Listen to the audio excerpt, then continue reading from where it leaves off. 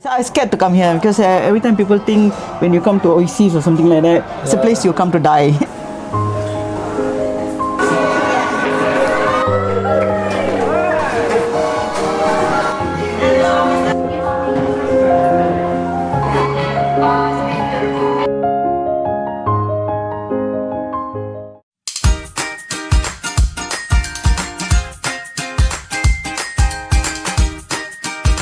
Okay, hello everybody. So yeah, this is the first episode of the CSC podcast and documentary. So I'm Bohan, the host for this episode. Okay, my name is Gota Nayagi Tharmalingam. Everyone calls me Gota, so that's a short name. And I've been a patient here at Outram Oasis since last year. Somewhere in May, I started coming here. I'm Ray from NUS. I'm a regular volunteer as well as a volunteer manager here in Avenue.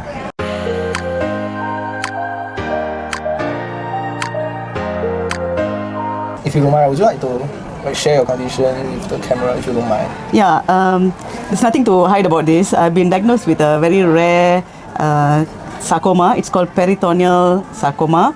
It's a unique kind of cancer, and it's in a very exploratory kind of stage where there's not much studies and information that's available, whether it's online or in the research department. So my aim is to promote awareness about this cancer. It's nerve-related cancer, and for my situation, it was a spindle cell.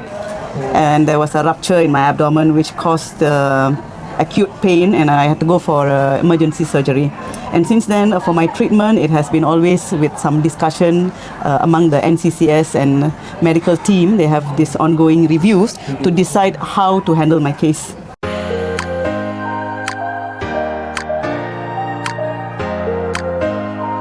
Actually, were you coming because of the doctor referral? Yes, in the first part, they actually had this home wing of HCA. They came to care for me at my home. So there were nurses, HCA nurse. Her name is Nicole. So she was the primary nurse that handled my case. Of course, I had the HCA doctors who came every month, once or twice, to check on me. So this was in 2023. I was using a device called wound suction device. So this is to suck out some complication after the surgery. So with this wound device, I had to use it for 2 months. It's actually like a Prada bag where you have to carry it around everywhere non-stop 24/7, and there's a charger. So the nurses come to clear the baggage, to take out the cotton and all the used material, and then replenish with the new stock. After that, they see, okay, I'm gaining strength, and then they ask me, okay, would I be interested to come to this Oasis? And I had a video call before I came here to just say, I was scared to come here because every time people think when you come to Oasis or something like that, it's a place you come to die. This is what they think, you know. So I also think like, why I want to go and sit there and spend the last days of my life when I could probably be with my family. But when I came here, I see got a lot of activities and inspiration, and people are worse off than me also, so it kind of motivated me to be here. And I always associated it with cancer patient. But actually when I came here, I realized there are other chronic illness as well. Heart failure, some internal kind of, different diseases, but it's terminal illness lah. But not always cancer. So this is what I've learned, because I always thought, okay, hospice is cancer, like this in my mind, you know, like I between, yeah.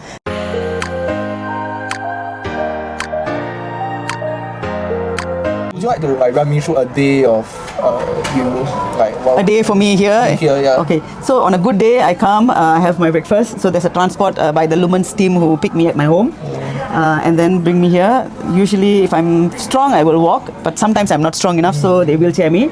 Then I come here, they will give us breakfast. And during the breakfast, we can chat with other patients, or sometimes the staff if you need some medical help, or just socialize a little bit with the team.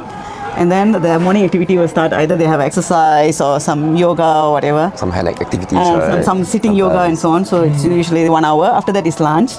And then once lunch is finished, there will be also some creative activities in the afternoon. Yes, so I've tried something called Zentangle. My first time doing a Zentangle drawing. Like repetitive shapes and so on. So it's quite nice. The word also is something new I learned here only, Zentangle. And then I tried painting. I tried some gardening activities as well. And then during the festivals or like Valentine's Day or Christmas, they will have some events. So some corporate companies or volunteers will come here, do some events with us, bingo or some dance, some traditional shows. So it's all like different things which are interesting. Of course, the program that they have given me, there was one where I was trying to do a painting. I didn't know I can paint. They gave me a postcard and then I just replicated it on an acrylic paint, and I could paint quite close to that. So it's something I discovered, self-discovery. I never knew I could paint like that. Yeah. So, and then since then I also donated some painting for fundraising. Yeah, like whatever I draw, they say we want to take, and then they take it for.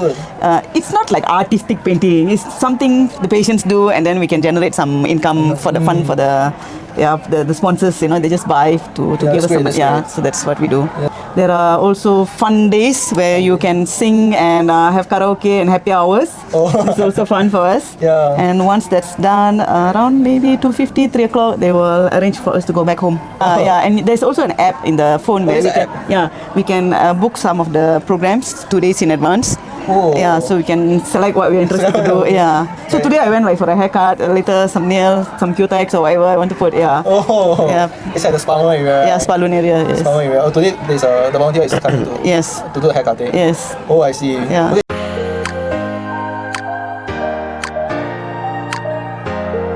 So among all those activities that you have shared with us, right, it's still particular one, right? That's the best for you so far. The best for me so far is actually just sit and chit chat with people. Because I find people from different backgrounds. Yeah. So these are things that I like to do socially. So among the chit chatting, right, that's what I mentioned, right? Any interesting topic that you still can remember? Like today I had 2 students, they are volunteer, they are in between applying to go to university. They want to pursue medical studies. So I was able to talk to them. And then actually one of them wrote me as one of their case study, like why they are applying to apply for their study. So I was very touched. I was reading her write up, like her why statement, her reason to do this application. I never expected like just a conversation like this passing by, might impact somebody's life. Yeah.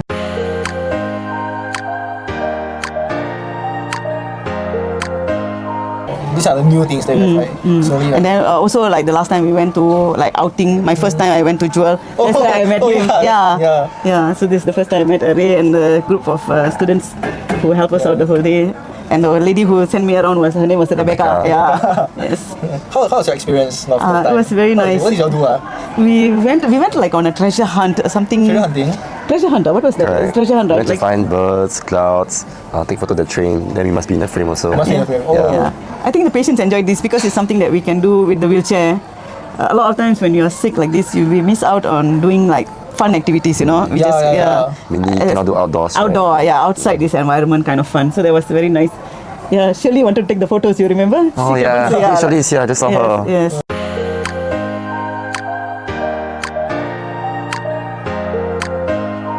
That's nice. So actually, how do you feel about interacting with, like say, student volunteering groups, like student volunteers? For me, I think it's something that I enjoy doing. One of the conscious decisions I made is to be more with the younger generation, so that I'm learning and keeping it relevant up to date, and learning the Alpha Gen language as well. Yes. Any language? I know words like SAS, Ohio, KBD. These are some of the words that I have discovered. I turned 55 years old this year.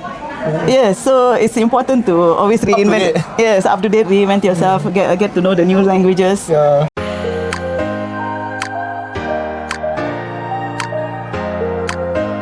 Okay, maybe the next question will be a little bit deep. Okay. In a sense, right? So it's just that. So maybe we can backtrack a bit. So at the moment, the doctor told you that you are diagnosed with this condition, right? Actually, so at the moment, how did you feel about it? And at the moment, and does coming here after like 1 year plus, right, change your perspective of, let's say, life or towards other things? How does that make you feel?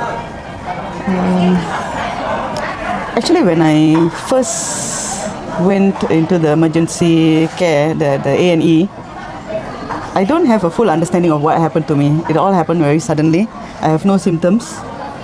And then just pain, and I was put into this high dependency ward while waiting for surgery. So I'm in pain and hooked to all the machines and so on. I'm not thinking much, but I only thought at that time, try to save me because I haven't seen my family yet. Keep me alive until I can see them. That's what I was thinking. Then, sorry, I'm getting emotional. It feels nice. I have it.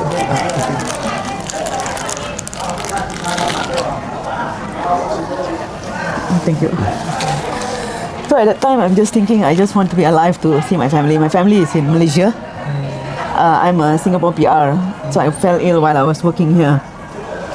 And then I just want to see them before my time's up. My mother came 1 year to spend time with me here. Oh. My mom was 85 years old this year. So she spent 1 year when she came here while I was going through the chemo and everything. So that gave me a lot of strength for me. Then last year she got a bit sick, so she went back to my hometown in Alostar, Malaysia, Kedah, North. So I'm alone at home. I depend a lot with the support that's been given by OICs here. Yeah. I don't ask myself why I get this illness or what. For me, we did do the DNA test and all this kind of checking and so on. There's nothing, my genetics, there is no history of cancer. And my lifestyle also quite healthy actually. So I'm usually traveling, I eat only 1 meal a day. I stopped eating sugar, white granular sugar for more than 10-12 years. There is no sugar in my house. And I went through a lot of emotional thoughts and processes while I was hospitalized. Then I came to a point when once I have the clarity, I did my advanced care planning, ACP, I did my last will, and all my affairs I got in order. While I was still sick, I got some help and get all these things done. So now I just take it day by day. I don't think about death, I don't think about sickness. If I feel sick, I take the rest.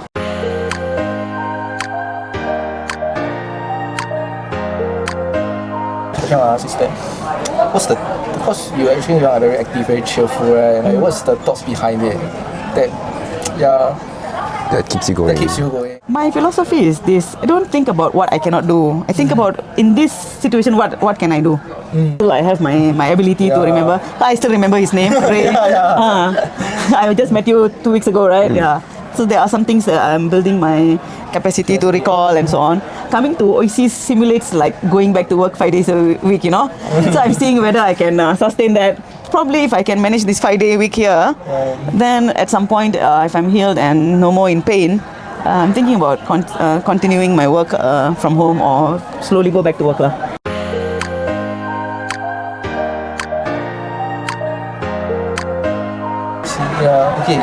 Okay, maybe the last question will be, so any words of encouragement for like the people who are watching this video, or like just encourage them to volunteer, or general like words of encouragement? I think what I would say is that life is very unpredictable, so you must seize the moment. Do what you can with whatever you can, with the people while you still can. So live life and seize the moment. And then for Ray? Yeah, come a long way.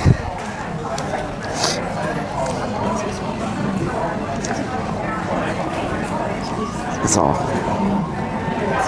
Thank you. You can do it. Yeah, so thank you for sharing all these stories with us. And it's really a long way and difficult way that I've been through. And I'm so happy and so glad to see like you are being so positive and active at the center. Yeah, because you can't do anything else, right? You can't undo it.